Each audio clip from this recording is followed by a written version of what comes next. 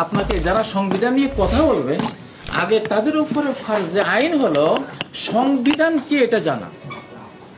কাজী ইব্রাহিম একটা বলল, এখানে মুফতি হারুনিজার একটা বলল, বিচারক সাহেব একটা বলল, ধর্মগ্রন্থে এগুলোকে বলা হয় আহওয়া। যেমন সূরা আল জাসিয়া 14 নম্বর আয়াতে বলেছেন যে তোমাকে আমি যে বিধান দিয়েছি এটা ফলো করো, যাদের কোনো নলেজ নেই, বিধান দেওয়ার মতো কোনো ক্ষমতা নেই, ওদের কুপ্রবৃত্তির অনুসরণ করো না।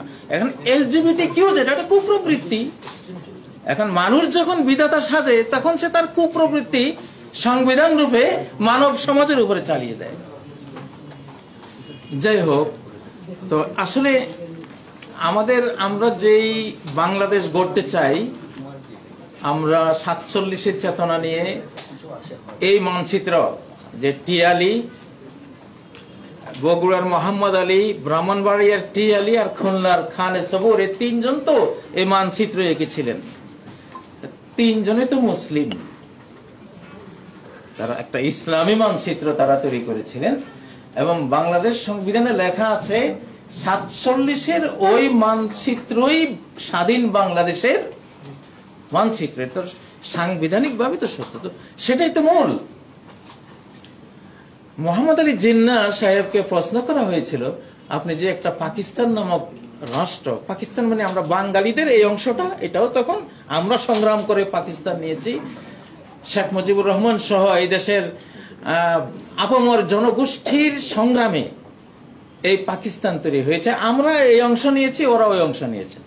তো এটার কায়েদে আজম ছিলেন কে? মোহাম্মদ আলী জিন্নাহ। তাকে প্রশ্ন করা হয়েছিল, আপনার এই নতুন দেশের সংবিধান কি হবে? তিনি বলেন, আমার তো সংবিধান লিখিতই আছে। সেটা কি? কোরআনের কপি উনি দেখিয়েছিলেন যে এটাই তো সংবিধান আমার। আচ্ছা, আপনি দেখেন, আমরা যে আমি আসলে রাজনীতি করব সিদ্ধান্ত নিয়েছি জেলে গিয়ে। এর আগে আমার একটা সিদ্ধান্ত ছিল না। আমি জেলে গিয়ে আমি বুঝেছি যে এই সংবিধানকে মানুষ করবো ইনশাআল্লাহ।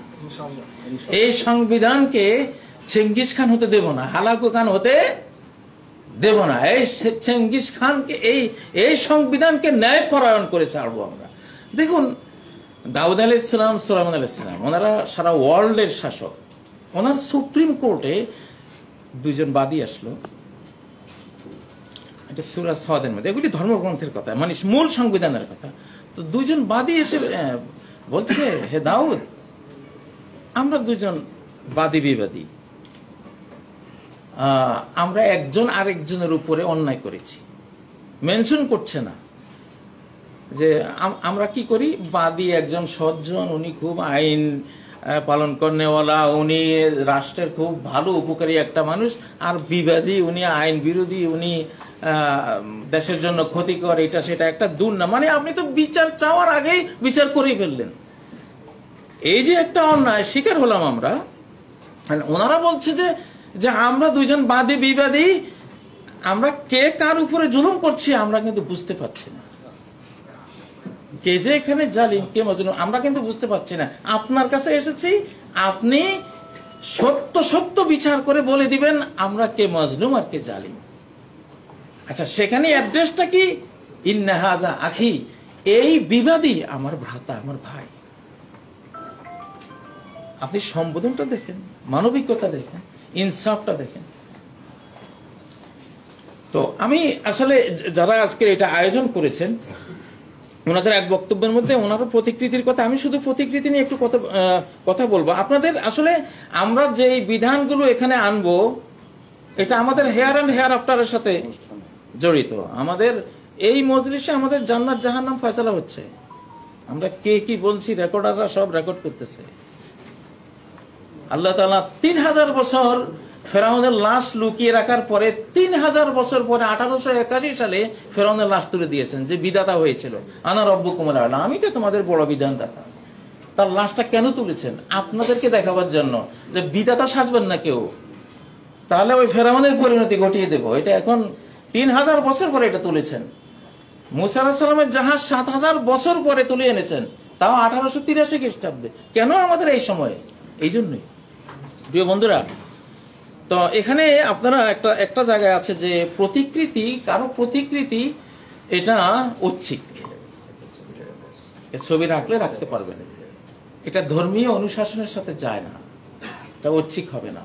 আপনি একটা মানুষের প্রতিকৃতি কেন রাখবেন যে প্রতিকৃতি এক সময় তাকে এত অপমানিত করে, এত অসম্মান করে যে তার প্রতি যেটুকু সম্মান জাতির হৃদয় ছিল সেই প্রতিকৃতিকে ধ্বংস করতে গিয়ে এমন অসম্মানজনকভাবে সেটা করা হয়েছে যে এখন সবাই বুঝছে যে এইভাবে এই প্রতিকৃতি, এই ছবিগুলো না নিলেই বরং তার সম্মান বহাল থাকতো। অতএব সেখানে স্পষ্ট বলে দেন যে প্রতিকৃতি রাখারই তো কোনো প্রয়োজন নেই। আমরা পাহাড়ের একটা ছবি রাখতে পারি, আমরা সাগর মহাসাগরের ছবি রাখতে পারি, আমরা গ্রহ নক্ষত্রের ছবি রাখতে পারি, কতই তো আছে আপত্তিকর গুলো।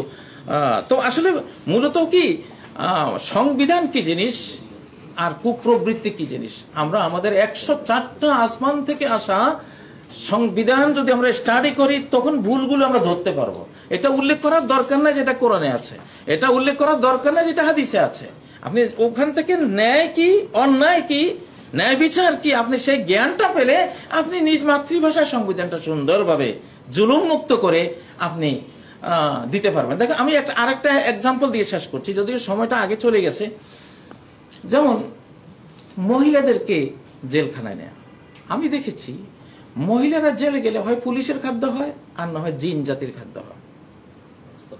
আপনি একটা মাকে আপনি কি করে দিলেন, সামান্য একটা অপরাধের কারণে এমন একটা দণ্ড দিলেন যে দণ্ডে তার অস্তিত্বটা শেষ করে দিল।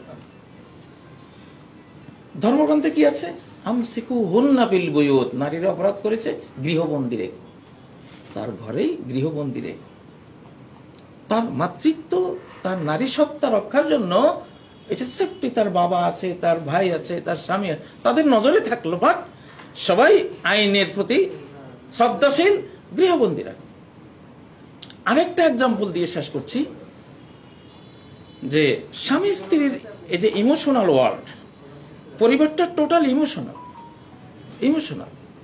আয়েশা আর হাফসা দুজনের ঝগড়া হয়েছিল, সেই ইমোশনাল ওয়ার্ল্ডের ঝগড়া থামাতে আল্লাহ তাআলা ইতিহাসের সবচেয়ে বড় সৈন্য সমাবেশ করেছিলেন, যেটা বদর, উহুদ, খন্দক কোথাও এত বড় সৈন্য সমাবেশ করেননি।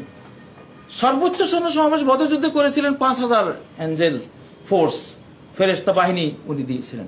কিন্তু আয়েশা হাফসার এই নবীজির সাথে একটু ওনাদের মনোমালিন্য, ইমোশনাল ওয়ার্ল্ড, ইমোশনাল বিষয়, এইটার মোকাবেলায় আল্লাহ বলছেন কি ইন্নাল্লাহু ওয়া মাওলাহু, আয়েশা হাফসা সাবধান, মুহাম্মাদের পক্ষে আমি আল্লাহ আছি। ও জিবরিল, 2 নম্বর জিব্রাইল আছে, 3 নম্বর ও জিবরিল ও মিকাইল, মিকাইল মুহাম্মদ সাল্লাল্লাহু আলাইহি ওয়াসাল্লামের পক্ষে আছে।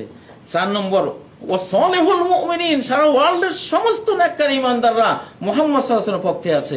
5 নম্বর ওয়াল মালাইকাতু বাদা যালিকা জাহির, আকাশের সমস্ত ফেরেশতা তার সাহায্যে আসছে। বিষয়টা কি মনে হয় একটা বিশ্বযুদ্ধ? তো ইমোশনাল ওয়ার্ল্ডটা কি জিনিস? স্বামী স্ত্রীর মামলাগুলো কেন আপনি কোর্টে নেবেন? ধর্মগ্রন্থ কি বলছে? স্বামী পক্ষের একজন বিচারক, স্ত্রী পক্ষের একজন বিচারক, তারা বুঝবে তাদের পরিবারের সম্ভ্রম কি, সমস্যা কি, ইমোশনাল বিষয়গুলো কি। এটা কি আপনারা রুক্ষ কর্কশ কোর্টে নিয়ে একেবারে পরিবারের যে ঐতিহ্যগুলো ছিল, আবেগের জায়গাগুলো ছিল, ভালোবাসাগুলো ছিল, সব ধূলিসাৎ করে দিয়ে সেখানে ওই আপনার হ্যান্ডকাপ, সেখানে জেল, জরিমানা। তো এটা হলো আসলে কি বলবো, আমাদের আইন বিধানগুলো দেখলে আমরা যে আসলে কিসের উপরে চলেছি খুব আক্ষেপ হয়। এই জন্য আমি আপনাদেরকে জাতীয় নাগরিক পরিষদকে আহ্বান জানাবো, প্রত্যেকটা পয়েন্টে পয়েন্টে আপনারা প্রয়োজনে আমরা জুম মিটিং করতে পারি, আমরা বিভিন্ন ইলেকট্রনিক এসব মিডিয়া ব্যবহার করে প্রত্যেকটা পয়েন্টে পয়েন্টে আপনারা আমাদের সাথে আপনারা যুক্ত হন, আমরা আপনাদেরকে আইডিয়া দেব যে এখানে ন্যায় এটা, অন্যায় এটা, ন্যায় এটা, অন্যায় এটা, ইনশাআল্লাহ। শুকরান, জাযাকুমুল্লাহ খাইরা। আসসালামু আলাইকুম।